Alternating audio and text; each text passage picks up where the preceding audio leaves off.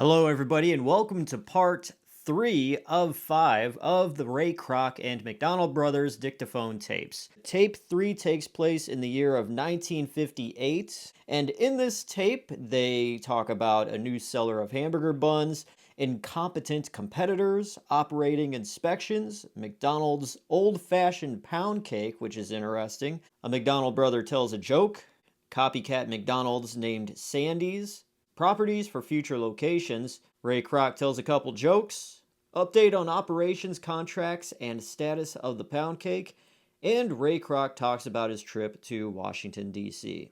So a lot of action happening in this tape, and here you go. Enjoy Ray Kroc, McDonald Brothers Dictaphone tape, part 3.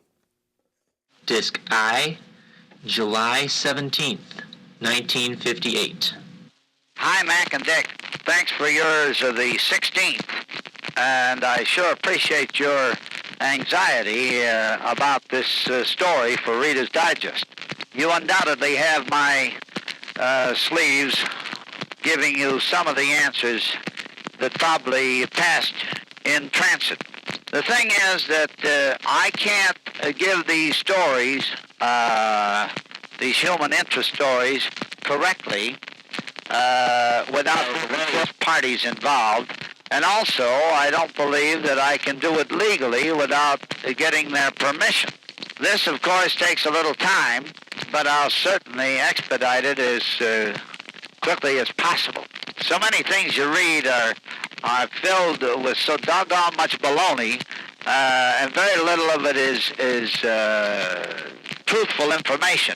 So we don't have to stoop to that, and I can get it from the horse's mouth. The only thing is these people are probably a little lax in getting it to us, and it's possible that some of them may not want their own story to go into the book. I can't imagine why, but that's possible. If any of them do, we'll get some others.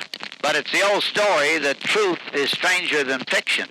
And what we have in there will be the truth. As a matter of fact, that's probably the basis for our entire business, is that we are ethical, truthful, and dependable. This, of course, breeds confidence, and one tells the other that if you want to get into a food franchise arrangement, there's only one, and that's McDonald's. This kind of advertising you can't buy with all the money in the world. It's what you call proof of the pudding and record of performance. As the old Al Smith used to say, let's look at the record. You just have to face it that most of these food franchises are out-and-out rackets. Ours is 100% clean.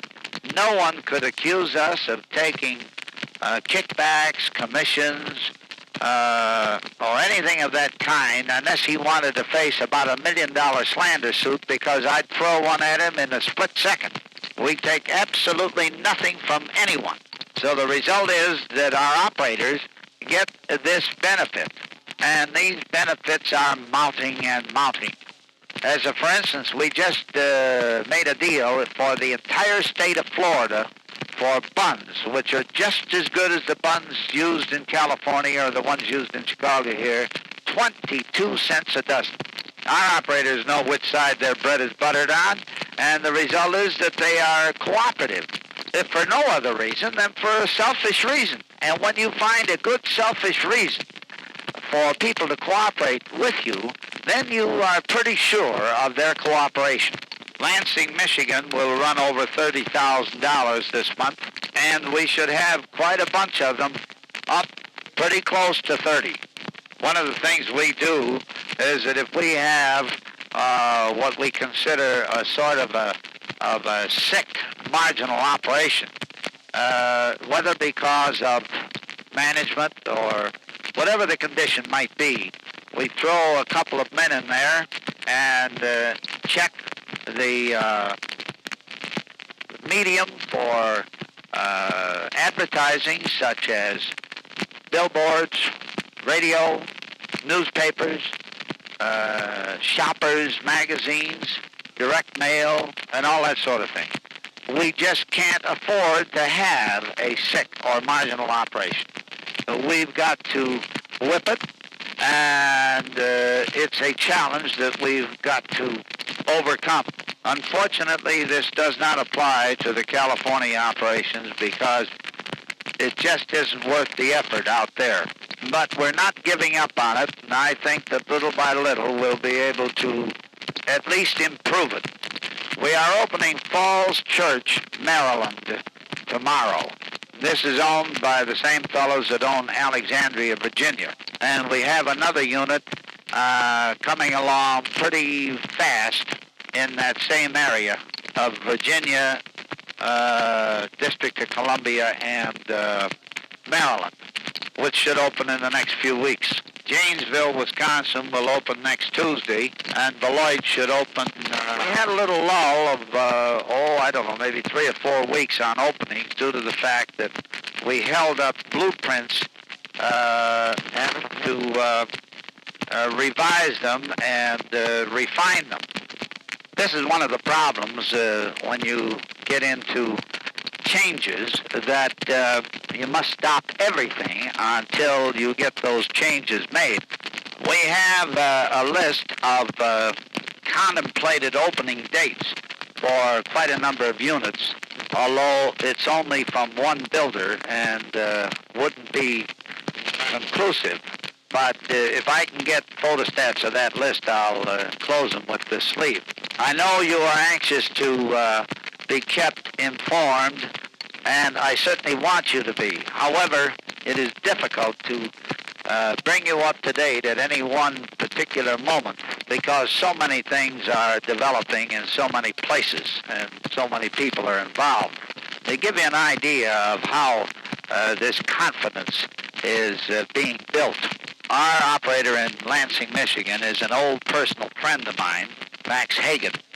And on Tuesday, I received a check, a cashier's check made out to Ray A. Kroc for $1,500 from this fellow who said that he talked with Max Hagen and that he knew that Max was a very personal friend of mine and that he wanted to get a franchise going. This morning, we had a check from another party in Lansing who said the same thing. Now, neither one of these people have ever been in this office and don't know me from a bale of hay. And I think that's a great compliment to all of us that we are developing on such a solid foundation.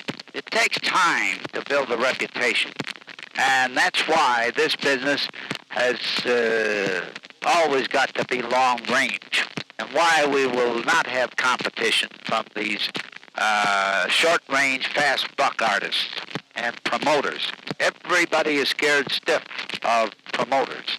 We are not promoters. We are business people with a solid, permanent, constructive, ethical program that will be in style 20 years or 30 years from now, even more so than it is today. Howard Johnson, for instance, does not take any percentage of the gross business because he sells them all their supplies. But a great many Howard Johnson units are now bootlegging stuff because the prices being charged them by Howard Johnson are so completely out of line with what they can buy top-grade quality locally that demoralization has set in. And I mean it's set in bad. Howard Johnson is definitely on the way down. The longer our operators are in this business, the more they appreciate their close relationship with us and their partnership with us. That is a very great thing. Fred is doing a great job with his supervisory group and his training program. And here again, it takes time before these people, the operators I mean, realize the benefits of these things. But as they do, they have more and more respect for us. And without respect from our operators, we would be on a very shallow foundation. Incidentally, Fred Turner is now soloing with the plane, and Jim Schindler is taking lessons. So we will eventually have 3 flyers here. And I hope probably 2 planes, because we can certainly cut short a lot of time in inspecting buildings, sites for new locations, and things of that kind with the use of the plane. By the way, I have made arrangements to put in this new item, McDonald's old-fashioned pound cake, in the Chicago area stops about October 1st. This will be a small individual loaf with the open cracked top that is familiar in a pound cake, will be of quality that can be surpassed by no one, and will retail for 15 cents. It will be completely wrapped in cellophane and will be merchandised as not a slice, not a piece, but a loaf. It will have at least 1 week's shelf life.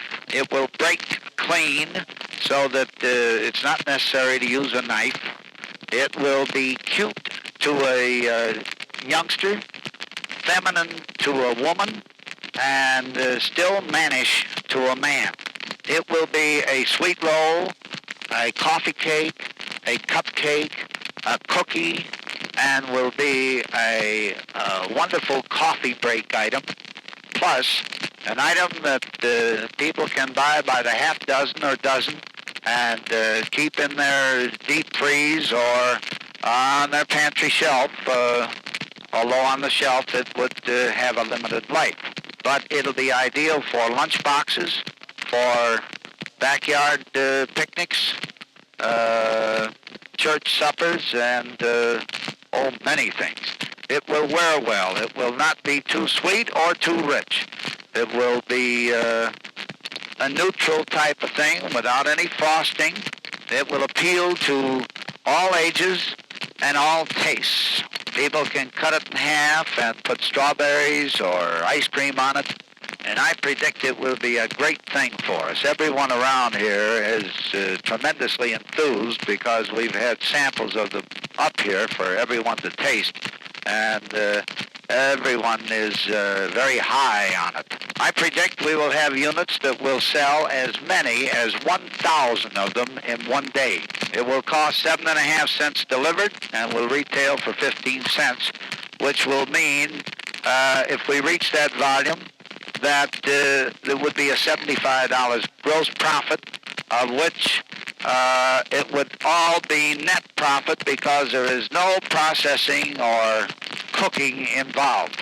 We plan to have a very attractive oval silver platter or tray with these piled up for display, but the window men would actually work them out of a box under the counter.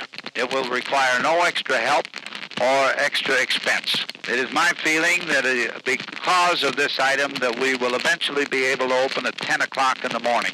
While I'm thinking about this, I'm going to ask the outfit that will make them for us to send you 3 of them on Monday. I hope you will like them and that you will be as optimistic about this item as I am. On the 1st of October, when we introduce them first in the greater Chicago area, I plan to put in an ad in the Chicago Tribune which will say "new at McDonald's." This, in my opinion, is better than any donut that was ever made and will wear far better because it's baked and not greasy and digests well. I thought I was going to send you about 1/3 of a sleeve, and here I am. I just heard the bell ring, so I'll sign off. So long for now. By the way, if I have room left on the sleeve, I wanted to tell you that this outfit will make a delivered price anywhere in the United States by a railway express at 7.5 cents. I think it would apply to Disc J, September 1958. Hello, Ray. We're just getting ready to leave for Fresno, and we received your sleeve concerning those Weisenheimers in Urbana, Illinois. So we will sign and get those papers back to you just as soon as we receive them out here. Incidentally, if I start to laugh during this, it'll be because of that goddamn story about the oatmeal that you told. And incidentally, while it's still in my mind, and perhaps you've heard this story, but poor old Paddy Sullivan was having nothing but trouble. He'd been laid off, and about 6 of his kids had been sick. Everything had gone wrong for him, and he finally went down to see his priest. And he told his priest that he was going to have some kind of financial help. He was really in trouble. So the priest listened to him and told him, "Now, Pat," he says, you've got to pray, he says, and pray more. Well, Pat says, "My gosh," he says, I prayed so much, he says, "I've got the skin all worn off my knees." Well, the priest said, you've got to just pray harder. I tell you what you do. You go home and write a nice letter to God, he says, and tell him all your troubles. And he says, I'm sure that he'll help you out. So Pat goes home and he takes a shot of whiskey and sits down and writes this long, pitiful letter to God and told him he just simply had to have $100 and he needed it right now. So he seals the envelope up and he doesn't know how to address it. So he finally just puts a big G on the envelope and goes down to the mailbox and drops it in. Well, when the letter carrier got a hold of it and just saw this sort of a funny-shaped G on it, he didn't know who to take it to. So this letter G sort of sonic emblem, so the letter carrier thought, well, there's no return address or anything on this envelope. I'll take a chance and drop it off at the Masonic Lodge. So that night at the Masonic Lodge meeting, the Grand Poobah got up in front of the Masons and he said, "Before we get into a regular business meeting here tonight," he said, "here's a letter that I want to read you." He says, "Some poor old boy that's really in trouble," and he says, "Let's see if we can help him out a little bit." So he said, let's take up a collection and send it to poor old Patty. So they took up this collection and they collected $50 and they mailed it to Pat. Well, a couple of days later, Pat received the money and boy, he was mighty grateful. So he sat down and he wrote a thank you letter to God, and he says, "Dear God," he says, "I want to thank you for the money you sent me, and it sure is going to come in handy." And he went on for about 3 or 4 paragraphs, and finally he said, "There's just one thing," he says, "the next time that you send me any money," he says, "I wish you'd send it to the Knights of Columbus." He says, "Through the Knights of Columbus," because he said, "This last money he said you sent through the Masons," and he says, "those damn Protestants stole half of it." Ray, we had a little idea that we thought might have perhaps some merit to it, and we'll pass it on and see what you think about it. But each year, you know, the movies have the Motion Picture Academy Awards, and they give out these Oscars to the different winners. Well, we were wondering, following this same sort of thinking, if once a year, and it might not be a bad idea to do it at about Academy Award time, but we give not gold Oscars, but gold Speedies to winners in certain categories, such as, of course, there would be the number 1 McDonald's unit in sales.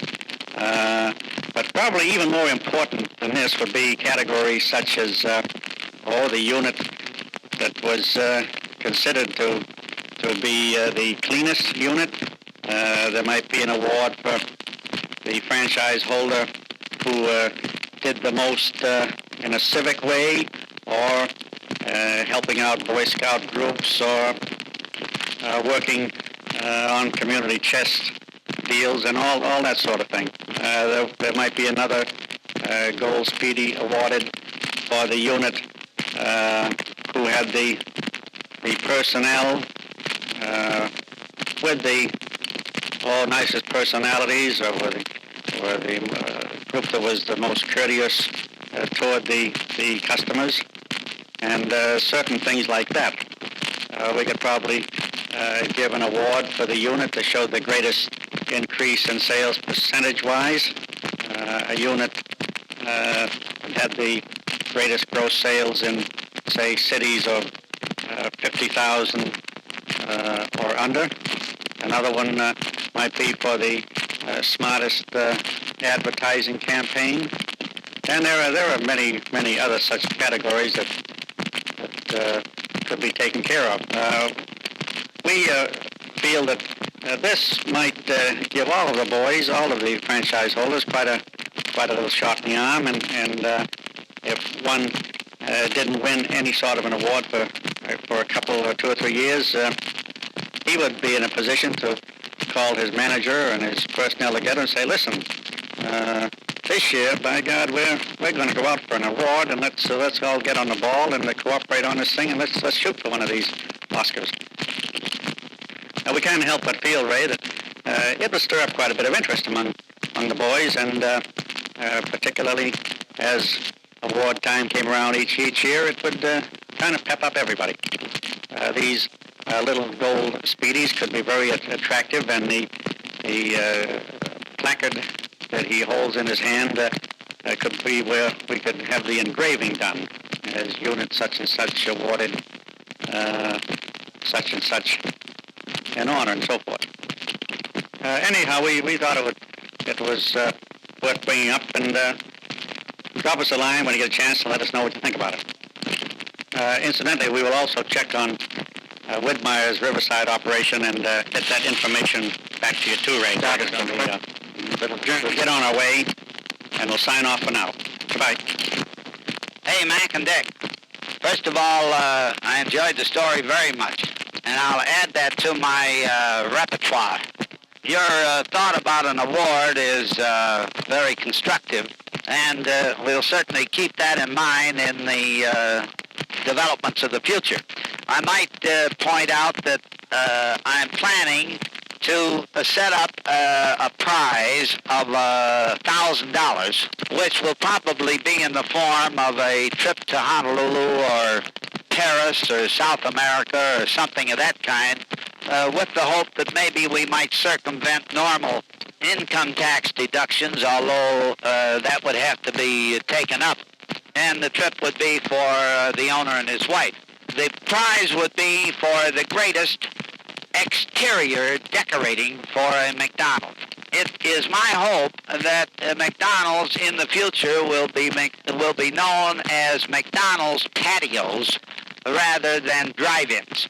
Drive-ins is a rather all-inclusive name that takes care of everything from a dirty old drive-in theater to any kind of a joint, and there's nothing very complimentary about the term drive-in.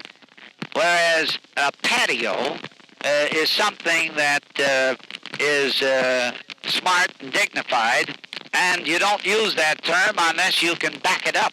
Jim Schindler will in the future, with a plot plan of a particular spot that we're going to use for a location, he will put in planters at the corner and maybe a rock garden thing at the back corner and things of that kind, so that it will resemble a patio and a park-like atmosphere. This can be done with indirect lighting of little mushroom lights and plantings and ground covering and possibly little wildflowers that don't need too much care. At any rate, that's the idea. Exterior decorating with trees, shrubs, lighting, and everything that goes with it. We would make this award about the 1st of July of each year. Now, certain areas like California or Florida would have an advantage over the northern areas, but only from the standpoint of flowers. The original ideas of exterior decorating would be universal. That is, everyone, regardless of their climate, would have the same opportunity. Now, a lot of these things will be taken care of in a number of ways when we can get a monthly house organ which will go to the owners and managers every month of the year. This would automatically carry the first 10 with the honorary additional 5 in sales, high sales each month, the first 10 in percentage of increase each month, and would give little intimate facts about various families who operate McDonald's and their children and the human interest stories that go with it, the unusual orders. Like, for instance, Boulder, Colorado had an order for 500 hamburgers at 4 o'clock in the afternoon to go up to a mountain resort that is about an hour away from Boulder. Being 4 o'clock in the afternoon for the order allowed them to build this thing up after the lunch hour was over, and they did a beautiful job of it and got a great compliment from the party that bought them because they were able to keep them hot for an hour until they got there. In this monthly magazine, we would award in print the extraordinary efforts of owners and managers, and while no particular trophy would accompany the award, the pride of the owner would be satisfied with his recognition. We would, of course, have photos of, for instance, places that had done a beautiful job of exterior decorating, awnings, or any embellishments that are extraordinary, so that the monthly house organ would take care of many of the bulletins that we now send out, and would be extremely interesting reading to each and every owner and operator if the fellow's interested in the business. And if he isn't, then of course we should get rid of him. You'll be interested in getting the top sales for July and the top percentage of increases. I think the top percentage of increase is 45 or 48%. And the lowest in the top 10 of percentage of increases over July of 57 is about 21% increase. I just have a call coming in from Frank Cotter, so I'll put the call in, and before I finish this leave, I'll let you know what he had to say. Mac and Dick, I just talked with Frank Cotter, and I'm a little upset because Frank Cotter talks with me as though I was some stranger, and he's going to dot the I's and cross the T's and be very careful. And frankly, I don't like it. He doesn't seem to realize the close relationship between us two and the trust we have in each other. And in fact, he doesn't seem to understand our business one iota. So I told him that I would rewrite the paragraphs in the contract the way I would like to have them, and I will send them to you, and then I would suggest that you discuss them with Frank in person. I'm going to Minneapolis this afternoon, but when I get back, I'll rewrite those paragraphs the way I feel they should be done. I was amazed when he tried to justify the fact that 20 years was long enough on the contract between us. I'm afraid that boy's got a lot to learn. So long. Disc K, September 1958. Hello, Mac and Dick. I was in Peoria, Illinois yesterday because of a situation that has developed relative to our operators in Urbana, Illinois. The fellows who incorporated the Urbana-Champaign McDonald's are opening a place in Peoria called Sandy's, and they have copied the interior of our building right to the letter. They are using the same menu and the same prices, although they have their own type of menu board, but essentially the interior is the same as ours. They have used mosaic tile on the outside and mosaic tile on the center wall facing the outside. They have left the benches off of the building, but they have extended the counter wide all the way around on 3 sides, so that it looks as though it's a kind of a stand-up counter for customers to use, which should create quite a mess, I hope. I have known about this for some time, but they are just about ready to open. And when I went there yesterday to look the place over and consult with the local attorneys down there that we have hired, I gave the place a good thorough going over, and there's no question but what they have copied are equipment layout and menu and so forth. The exterior of the building is entirely different. The roof line and treatment, so that the exterior of the building does in no way look like a McDonald's building. But the interior is the same. They were blacktopping, so I suppose maybe they might open today or possibly Monday or Tuesday.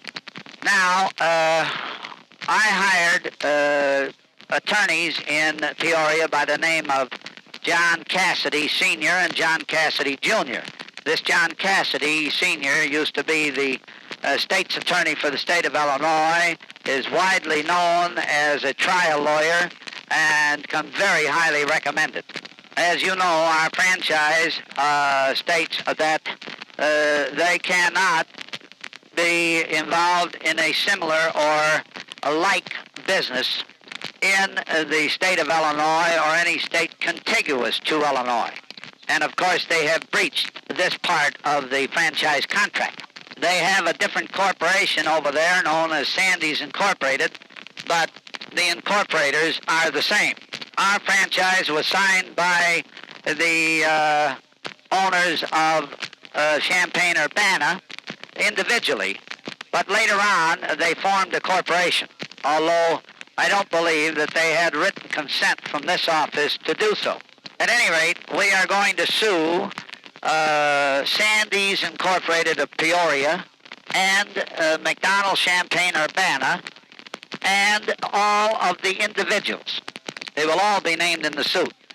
Now, in order to strengthen this suit, and because of the fact that our franchise has been assigned to you in California, it is necessary that we sue in a federal court. Incidentally, suit in a federal court is brought up much quicker than it is in a local court, and also you're not subject to the emotions and political pressure of local judges. In addition, the case takes on a little broader aspect and sort of strengthens the suit in that respect.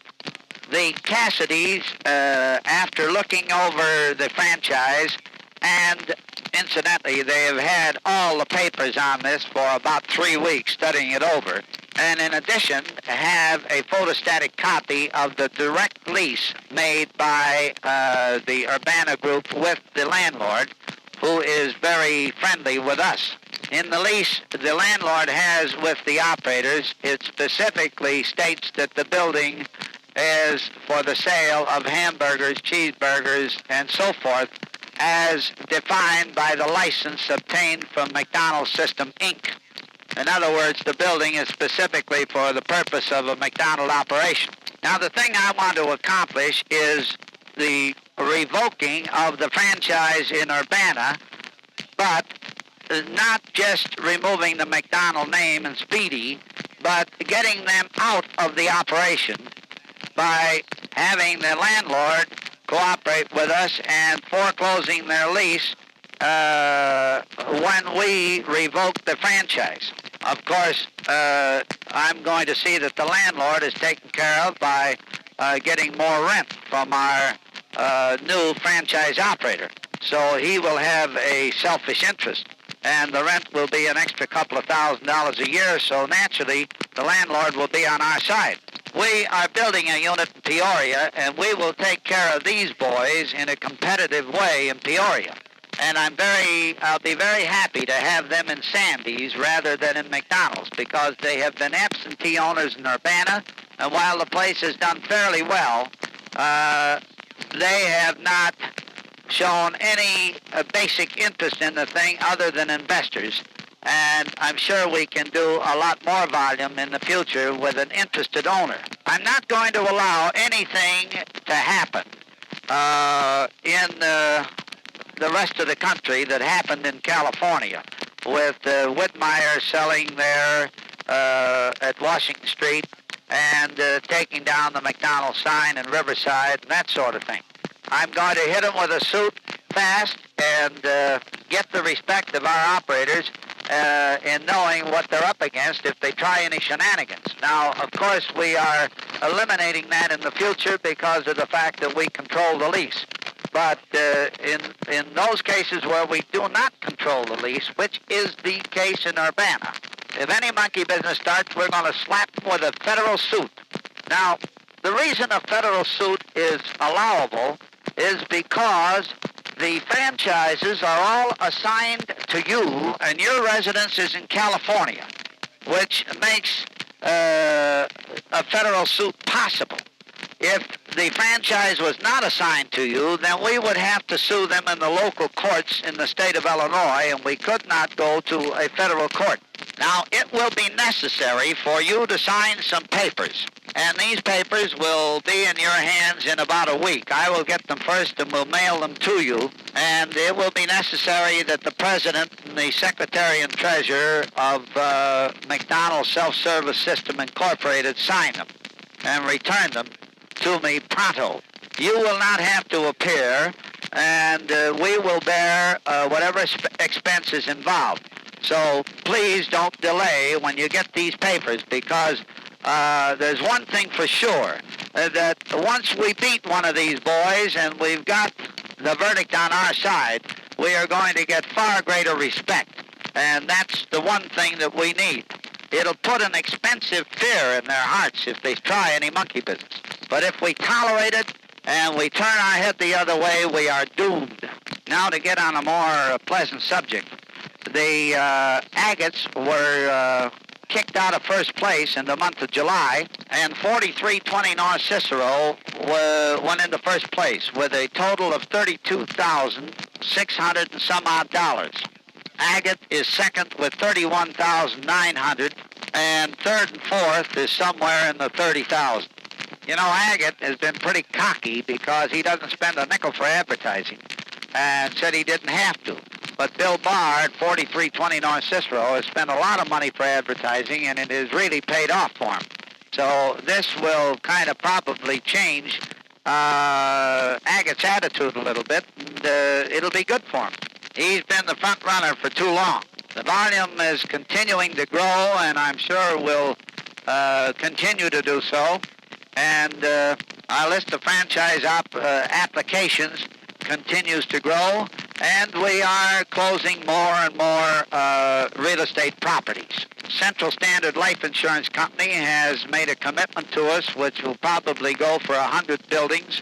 And Charles Schrager, who built all of the Jewel Tea supermarkets in the Chicago area, has come in on the same basis for a commitment which will probably run to 100 buildings.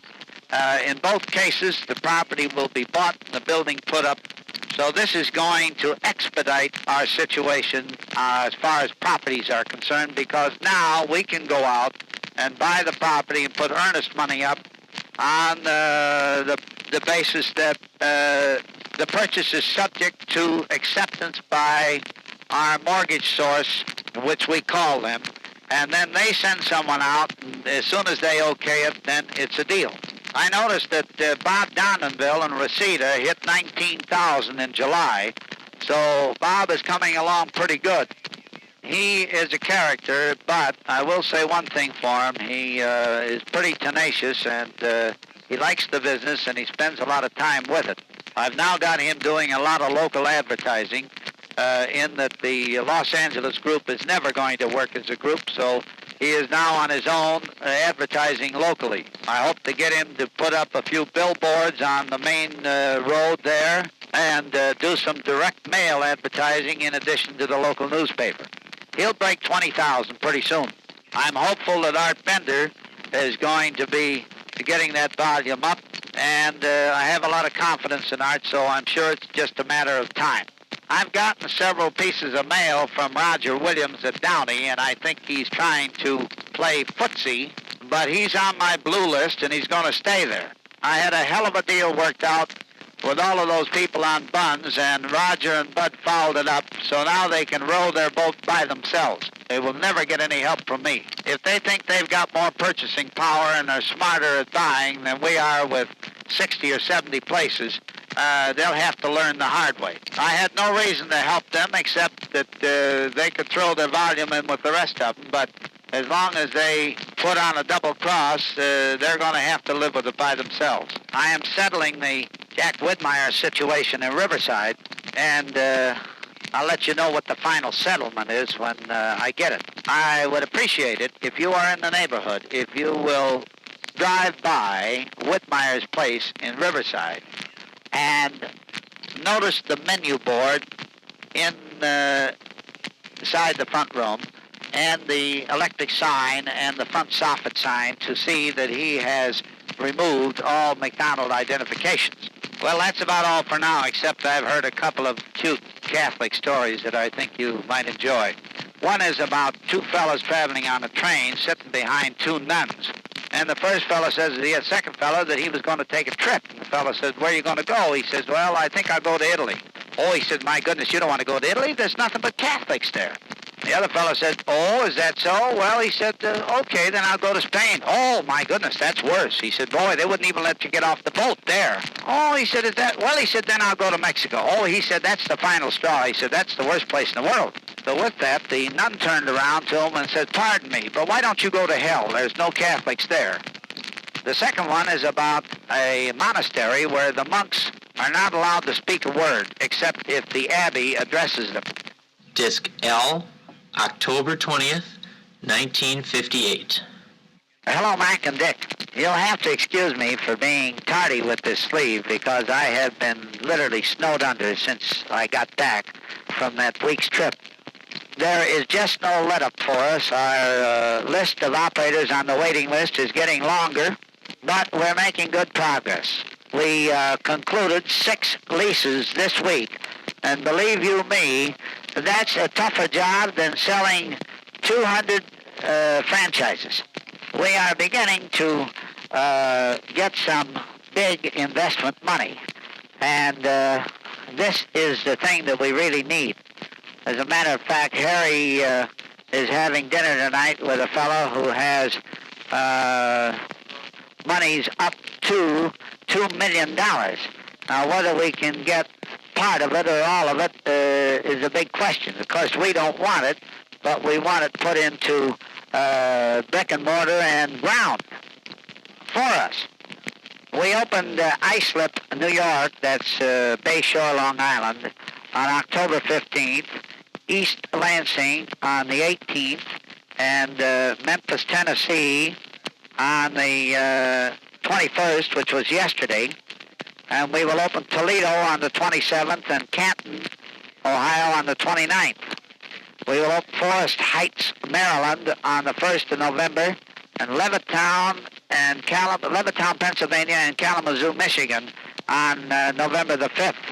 We have about 15 more units which will open up in the next 30 days.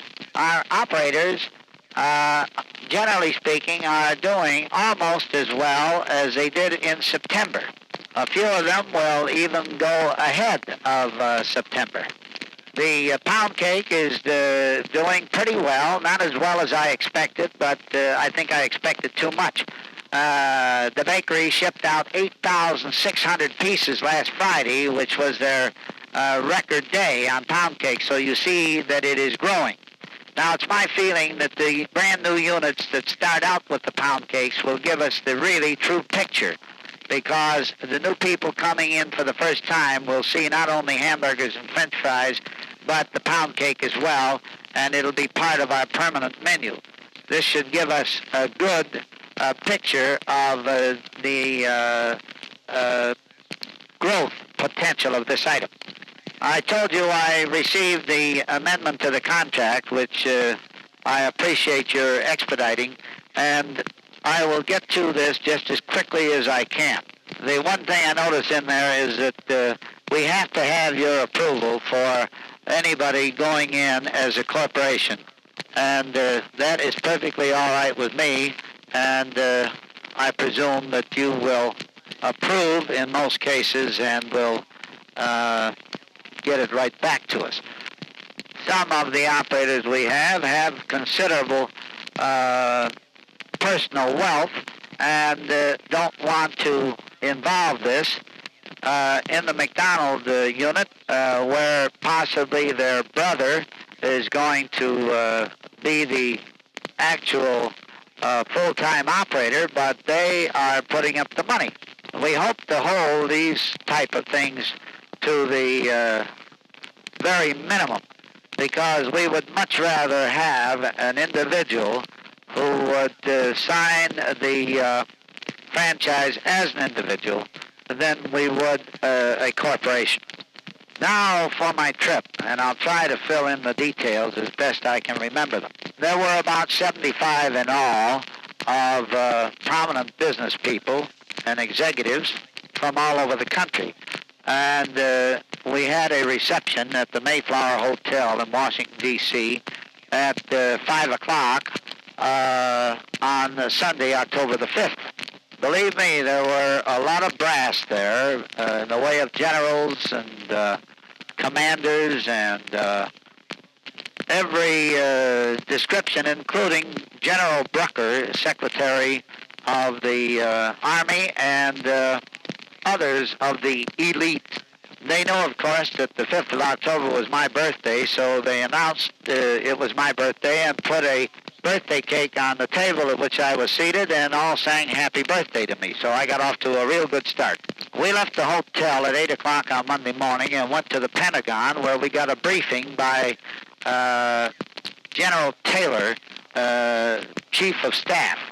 From the Pentagon, we went to Quantico, the Marine base, where we had lunch and then saw a Marine sham battle that afternoon. And at night, they had a cocktail party and reception and at the general's home, and a very fine dinner afterward in their headquarters dining room. And we left Tuesday morning for Norfolk, where we were taken out on submarines about 30 miles out in the ocean and made 4 dives under the ocean and had lunch and dinner on the submarine. We got back in that night about 9 o'clock and then had a reception at the Admiral's home. We left Norfolk on Wednesday morning and flew in 2 Army Convair planes to Eglin Air Base in Florida, where they demonstrated how they stop planes on board a carrier, which is quite exciting because these planes come in at a high speed and drop a hook which catches a cable. And it must be quite a shock to that pilot when that plane is literally jerked from under him to a stop. They put on a terrific air show for us and had all of the very latest planes for us to inspect. That night they had a very fine dinner with excellent entertainment and had all of the officers and their wives there, along with the general in charge of the base.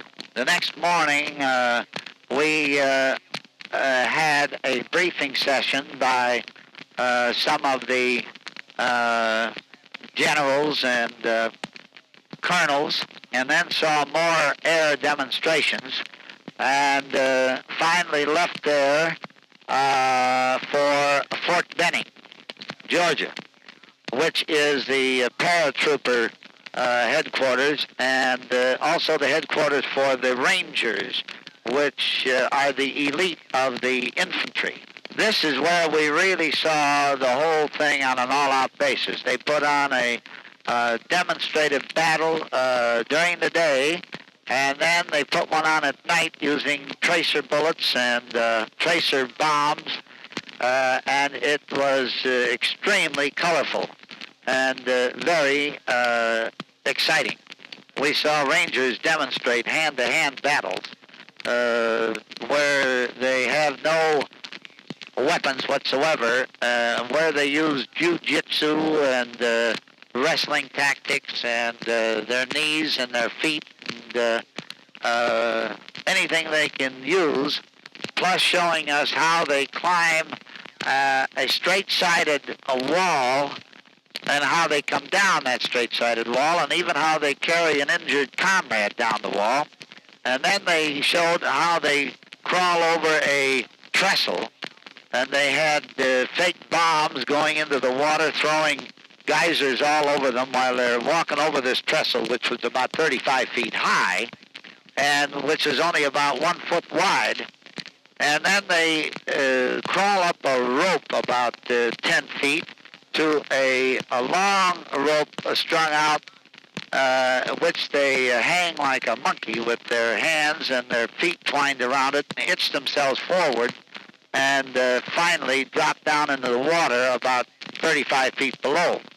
And then they had a long cable from a big high tree with a platform, and this cable must have been about 200 feet long, tapered downward, and they fix like a trolley on this cable, and they come down at a terrific speed and drop into the water just before the end of the cable.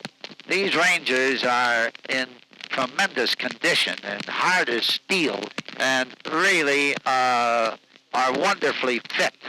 I sure would hate to run up against one of them as an enemy on a dark night. We saw a lot of paratroopers, and we saw how they teach them the rudiments of parachute jumping, and then they demonstrated how they jumped out of planes, and they finally ended up with about 150 parachutists attacking a point out of planes, one falling after the other from a height of about 1,500 feet out of helicopters. They also showed how they dropped mortars and tanks and very heavy equipment from helicopters. That is, they don't drop, well, they did drop a few of them by parachute, but those were the lighter pieces of equipment. They dropped supplies and ammunition and light weapons by parachute from these helicopters, but the big tanks and things of that kind came out of the belly of the helicopter. After the helicopter sat down, the two big doors opened up and they run the equipment right out, and the helicopter takes right off again. Then they took us for a ride in one of the great big helicopters, which is not too comfortable. It's awfully noisy and a lot of vibration, but they can carry about 100 men in those helicopters. The last night in Fort Benning, our group, which was the Gold Group, and incidentally they had broken up these 75 men into 4 groups, the Gold, Red, White, and Blue. And I was in the Gold Group. So we were the honor group at Fort Benning on Saturday night, and it was our turn to put on a little skit. Well, we were fortunate in that Bud Collyer, you know Bud Collyer in television of To Tell the Truth and a lot of those programs. Well, incidentally, he's the brother of June Collyer, whom you probably remember from the movies, who is married to Stu Irwin. Well, this Bud is a terrific guy and an amazing person for a fella in show business, because he doesn't drink, he doesn't smoke, and he drinks milk for breakfast, and teaches a Sunday school class on Sunday. So he was our spokesman and our leader. And on Saturday night, after the banquet given for us by the general of Fort Benning, our group went out and we put on steel helmets and yellow scarves over our collar and tie, which was our Gold Group insignia. And we had Bud Collyer all fitted out in a World War I jacket with a lot of gold hash marks down the sleeve and about 200 medals all over the front of it, and an old Teddy Roosevelt type of hat turned up on one side, and a big long cigarette holder in his mouth. And we carried him in where he was sitting tailor fashion on a stretcher. So when we got in, we all lined up, and our sergeant called us to order and told us to count off. So we did 1, 2, 3, 4, 1.